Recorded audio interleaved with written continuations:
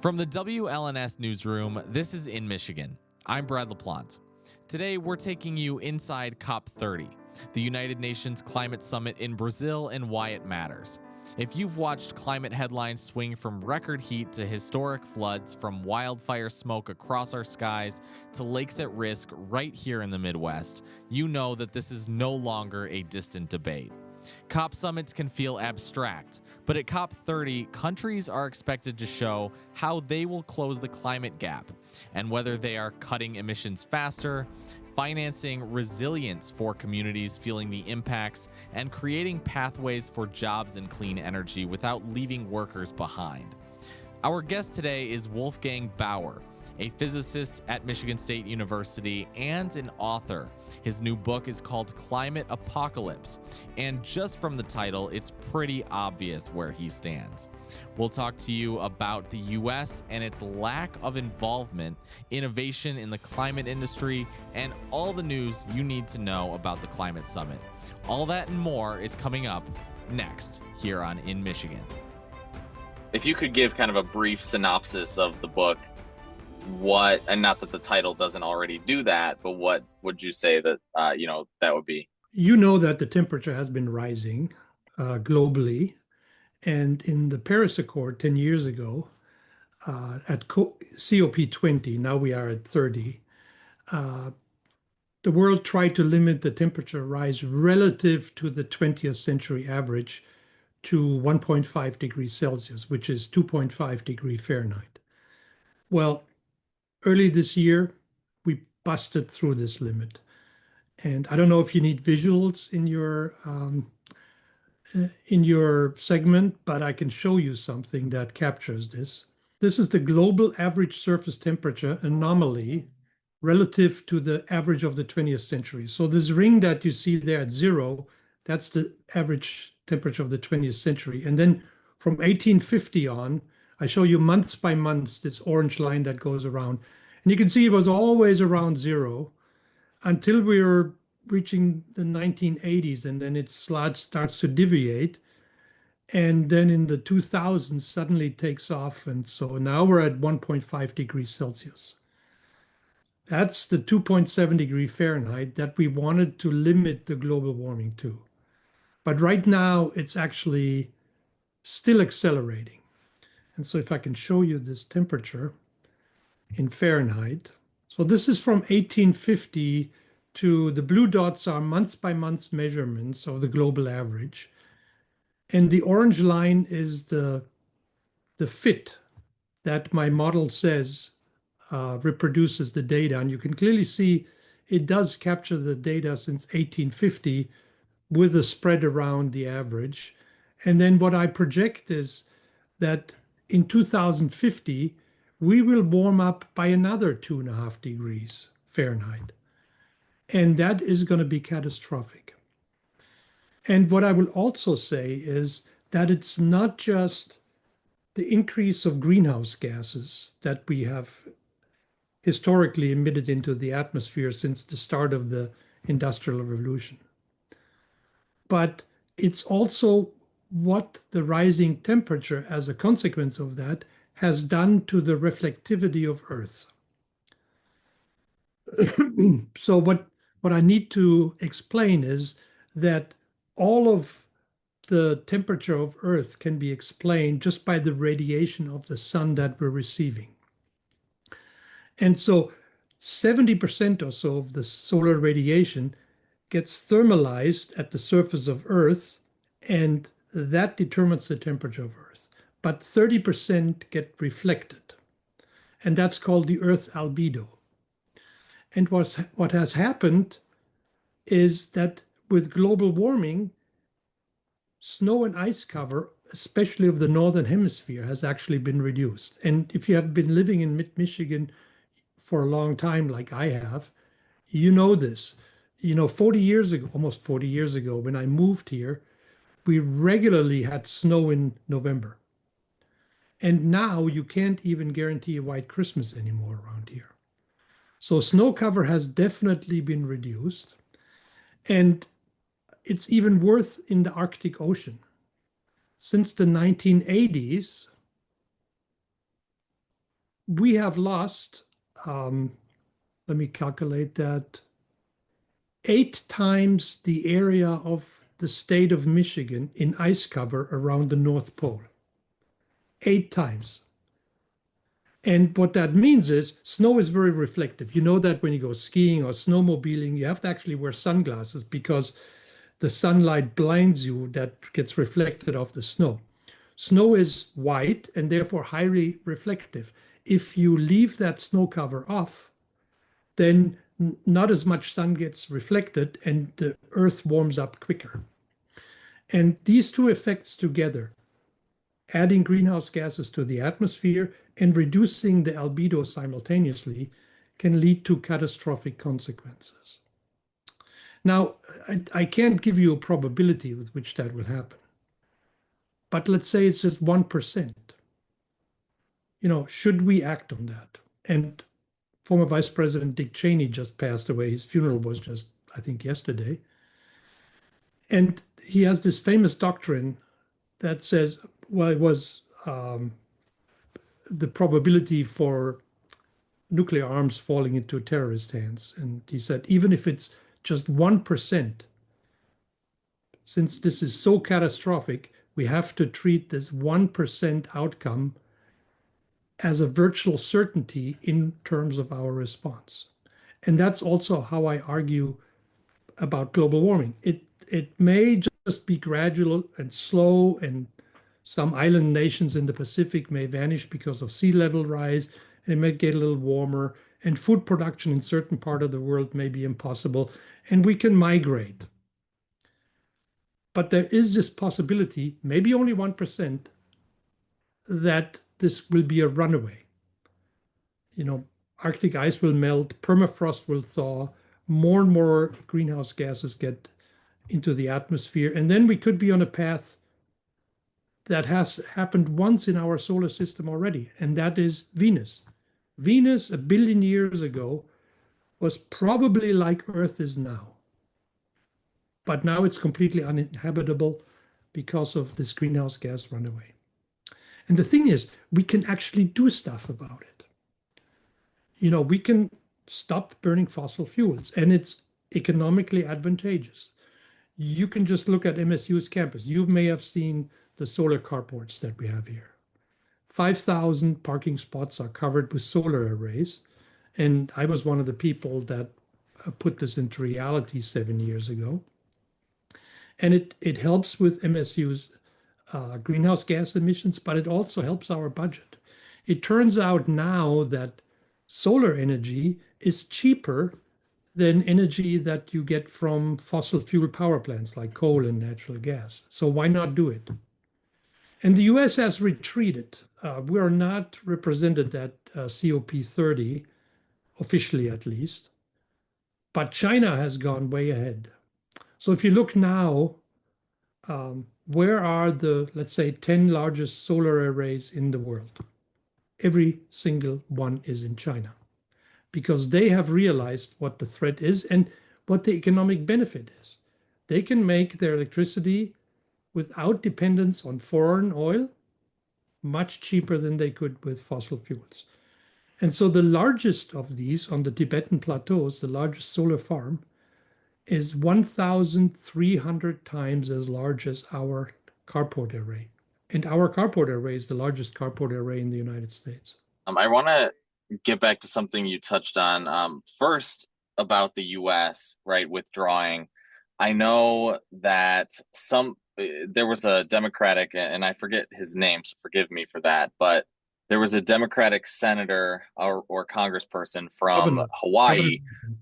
Oh, Hawaii. Okay. Well, it was from Hawaii, and he said that the U.S. wasn't going to be at this UN climate summit, right? And he almost thought it was advantageous because the U.S., usually you want the U.S. there, but with the U.S., the current administration, they thought that the U.S. would just, railroad talks, kind of, people want ambitious things done on climate change.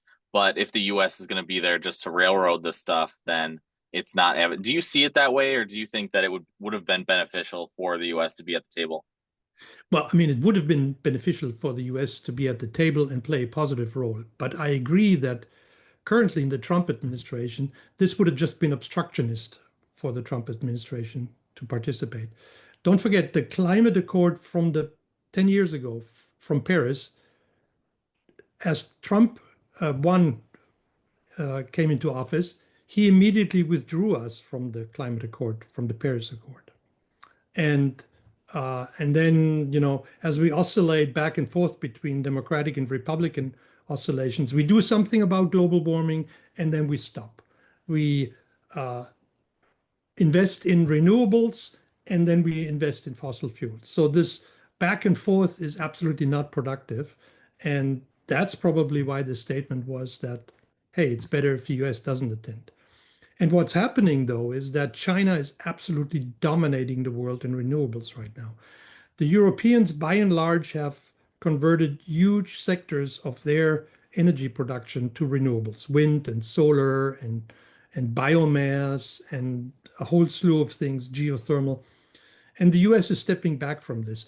China is going ahead full force because they know they can produce solar panels for the world to China's incredible economic benefit. And they can also domestically do power production much cheaper than they could with depending on foreign oil and foreign natural gas. And so it's to their great economic advantage, and they're taking full advantage at COP30 right now. And China is, from what I understand, right, they are the highest polluter per, is it per person or just in No. general? Or is it the United States? Yeah, so per person, the United States is the largest polluter in the world. Overall, in terms of absolute volume, it's still China. And this is simply because China's population is 4 times bigger or so than the US population. But per capita, the US is the leading polluter in the world.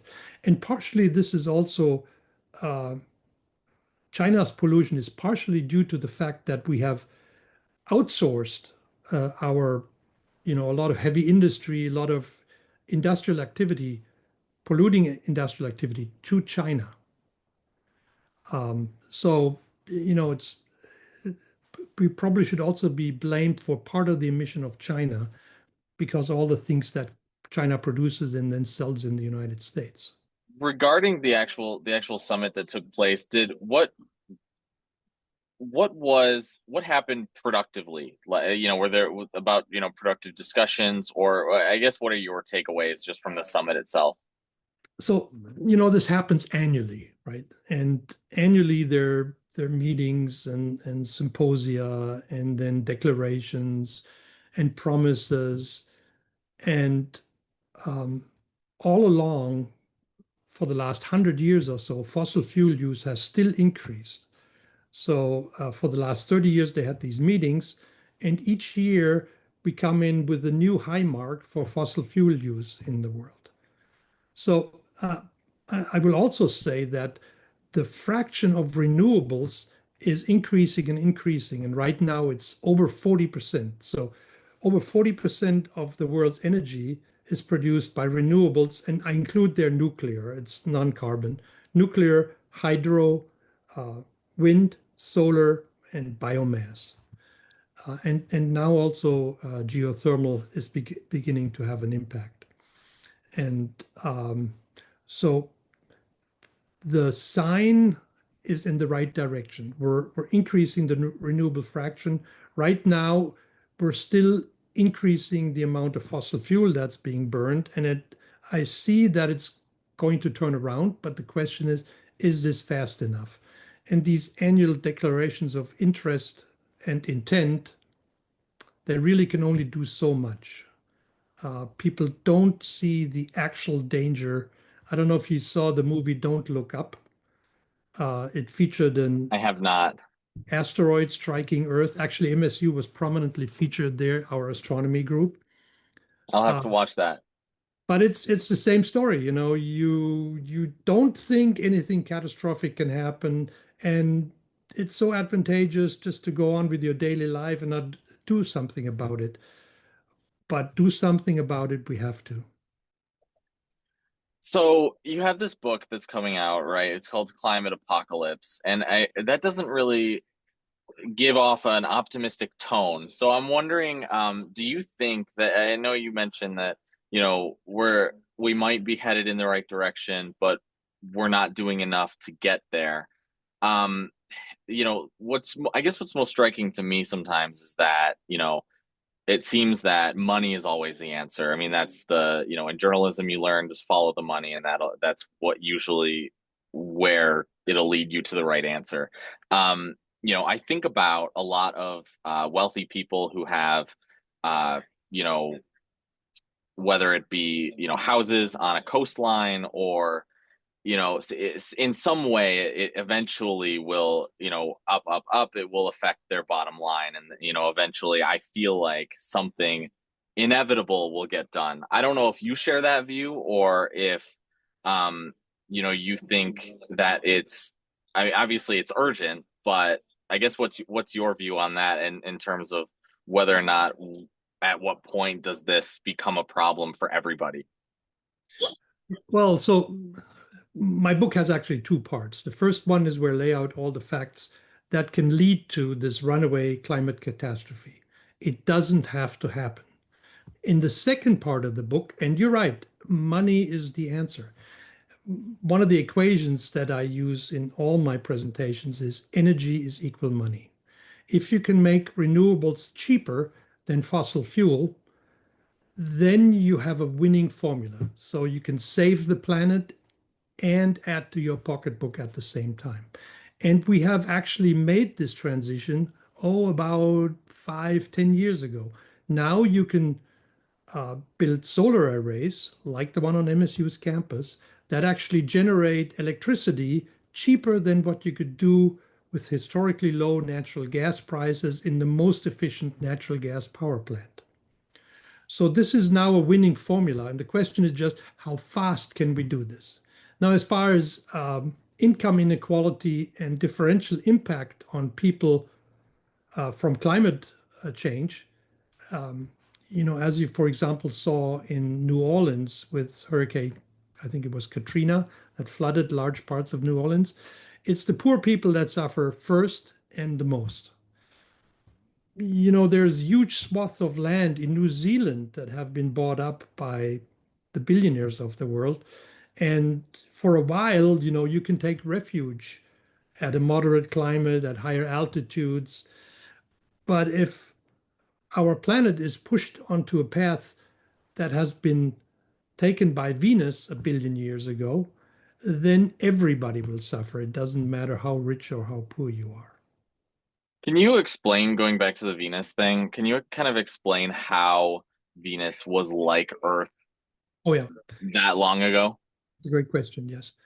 So, what you need to know about our sun, remember I said our sun determines the temperature of all the planets by just radiating onto them. And Venus is closer to the sun than Earth. Venus is about the same size, same mass. It's our sister planet. But since it's closer, it gets more solar radiation, and so it tends to be warmer. Not very much, but what you see in reality is that it's 700 degrees hotter than it has any right to be just from the distance, judging from the distance to the sun. And you go, well, how did that happen? So what you also need to know about the sun is it increases its power output gradually over the millions of years. So rough numbers, every 100 million years, the sun increases its power output by 1%. And so a billion years ago, there was 10% less solar power. And so the conditions on Venus were about like they are on Earth now, as far as solar radiation is concerned. And Venus probably had liquid oceans.